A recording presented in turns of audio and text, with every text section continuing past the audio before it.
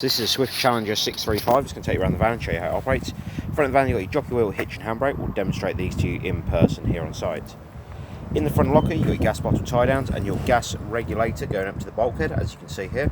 That piece of gas pipe will be taken off when you come to collect the caravan, as we have to remove them due to the age of them. There's a maximum of 2 6-kilogram propane gas bottles at any point on board the van. Right hand side front of the caravan, you've got your orderly heating and hot water flue, which is very simply there to do the same job as the flue on the side of your house. You've then got your wind down legs on either side of the front to stabilise the caravan while it's on site. You would never lift the caravan with these legs, as they are only there for stabilising, not lifting. You could potentially damage the floor of the caravan if you lift the van with them. You've then got your water pump connection, very simple to use. Blue trigger back and release it from the side of the caravan, and you push it in and lock it in place with the blue tag there, and then you need to make sure the water pickup is submerged completely inside the barrel in the water. Battery box, where your battery lives, and then your mains power lead coming into the side of the caravan, connects to the mains power on site, and then you turn the power on the site before you turn it onto the caravan. You've then got your 2 wheels and the motor mover. We'll demonstrate the motor mover to you here on site, and we'll also torque the wheel nuts prior to the caravan leaving. Got your toilet flush tank on the side of the van. It takes 3.5 litres of water and a cap full of the pink fluid prior to use. So that is your toilet flush system, so a bit like the tank you have on top of your toilet at home. And then in the bottom you have your toilet waste cassette, which you release by pulling up the orange handle and pulling the cassette towards you. The orange neck here turns out 90 degrees to tip the waste away. The white cap is a measure for your pink and your blue fluid, and on the back of the cassette you've got an orange pressure relief button, so when you tip the waste away it doesn't spit and splatter back at you.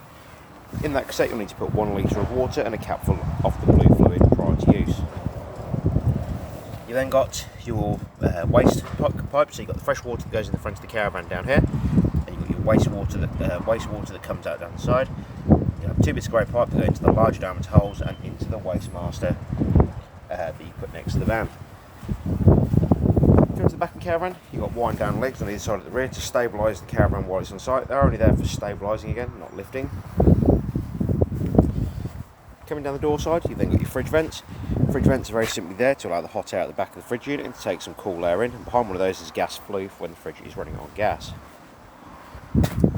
230 volt socket on the side of the van so you can have power out to your awning should you wish to. Then your storage locker for the front of the caravan, and your barbecue gas point, and the last of your wind down legs. Going on to the inside of the van now.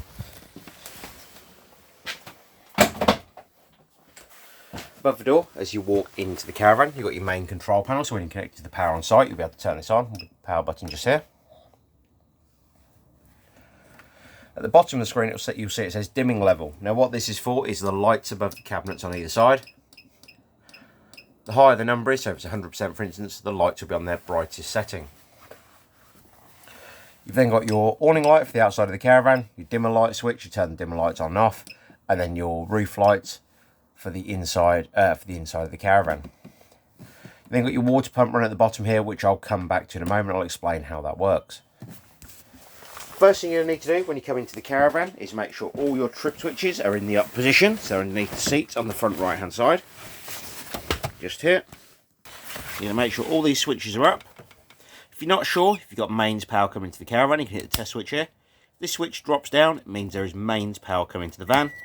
And if it stays in the up position, it means there is no power coming into the caravan.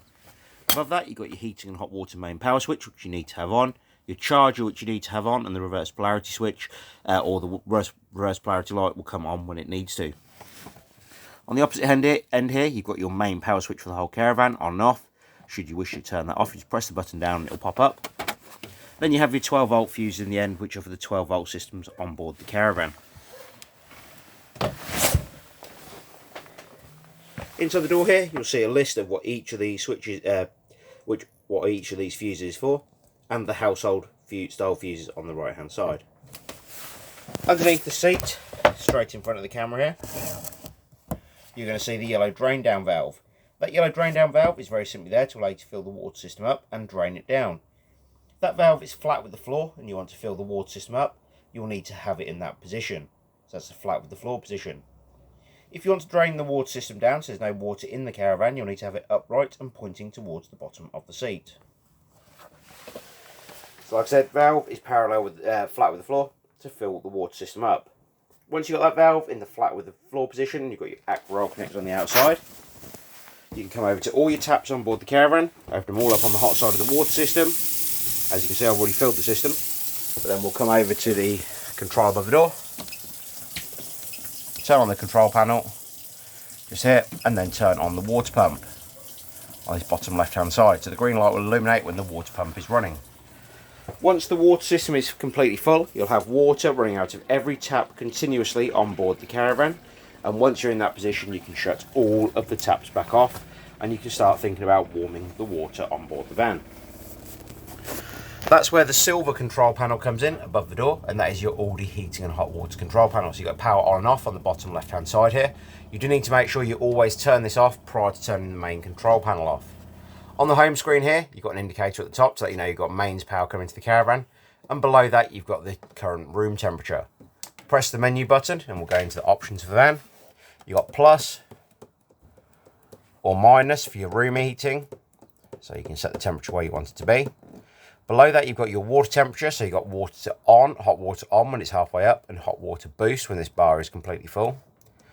Below that you have the amount of power coming to the caravan from the caravan site you're on, so you've got the option of 1, 2 or 3 kilowatts. Here on site we can only run a maximum of 1, so we'll set it to 1 kilowatt, and that will allow our heating and hot water to operate.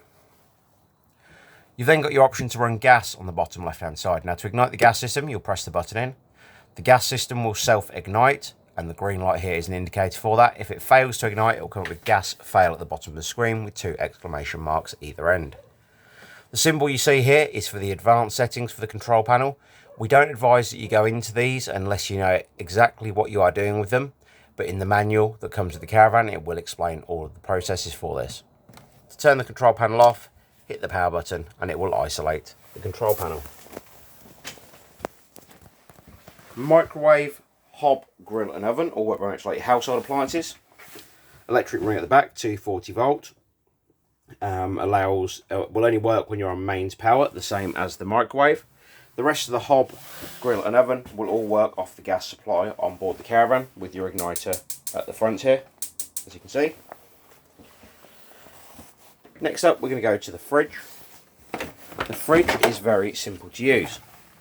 So you've got your power button on the left hand side here, just going to turn it off and turn it back on. Fridge on the left hand side here. This is the mains option. If you're on mains, you'll use the button on the right hand side to control the temperature of the fridge. The more bars you have lit up, the colder the fridge will be. Next option is the gas option. Now it's failing to ignite on gas just due to the fact we haven't got any gas turned on at the moment or connected to the caravan. If it ignited on gas, this blue light here would go solid, as it has now. The reason it's done that for at the moment is because it's trying to ignite. But like I said, if it fails to ignite, this will start flashing. It'll also bring up the red warning triangle on the right hand side. And again, you can control the fridge temperature on this button on the right hand side. Now 12 volt mode. 12 volt mode is the power supply from the car you are towing with, not the 12 volt supply on board the caravan. So to operate the fridge as a call box, you can have the control panel turned off above the door, connected to the car at the front, as long as you have the correct connection on the car. Come inside, turn the fridge on and hit the 12 volt mode. Once you've got 12 volt mode on, the fridge will start chilling and it will just operate as a call box, like I said. You just do need to make sure that you have got it on the 12 volt mode and you have got the right connection on the vehicle you're towing with for that to operate. Above the fridge, you've got your status aerial to use it. You loosen off the fitting just here, wind it round to loosen it off, put your aerial into position, then lock the aerial back in place.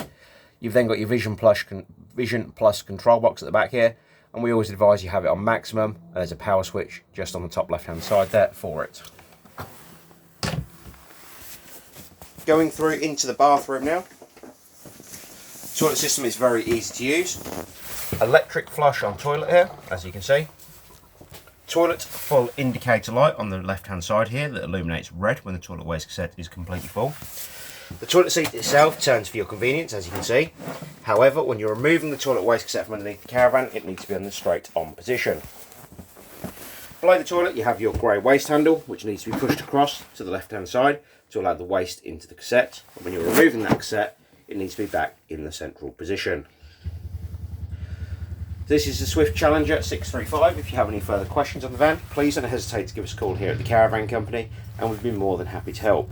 We appreciate your business, and we look forward to seeing you here on site soon when you collect the caravan. Thank you for now. Bye bye.